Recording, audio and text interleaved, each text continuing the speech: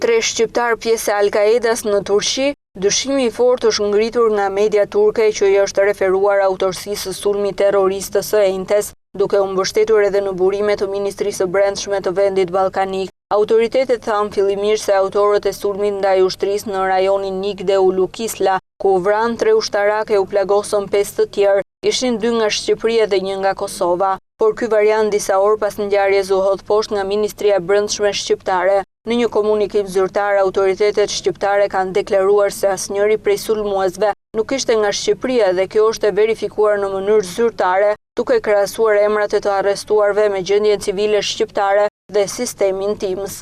Autoritetet shqiptare deklaruan se personat e akuzuar për lidhje me këtë ngjarje janë 2 nga Kosova dhe 1 nga Maqedonia. Megjithatë, 3 autorët e këtij sulmi terrorist janë me kombësi shqiptare dhe se tashmë janë në akuzë për terrorizëm dhe lidhje me rrjetin Al-Qaeda. 3 shqiptarët, sipas autoriteteve turke, ndodheshin në një makinë dhe kanë sulmuar forcat ushtarake turke me armë zjarri dhe me bomba në mënyrë të organizuar dhe dyshohet se janë porositur nga Al-Qaeda. Si pasojë e këtij sulmi, një oficer i ushtrisë dhe një polic humbën jetën, ndërsa 5 ushtarë mbetën të plagosur. Bëhet e ditur gjithashtu se policia ka gjetur si prova materiale disa municione ushtarake, 7 bomba dore, 3 kalashnikov, 3 pistoleta dhe 2 thika ushtrie, si dhe disa armë të tjera.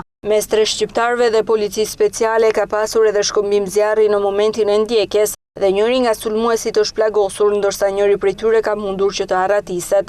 Dyshohet se 3 të rinj, duke marrë parasysh edhe moshën e tyre, janë rekrutuar nga grupi nëpërmjet lidhjeve të tyre në rajon dhe i kanë përgatitur për disa kohë për të kryer sulme të tilla terroriste në Turqi.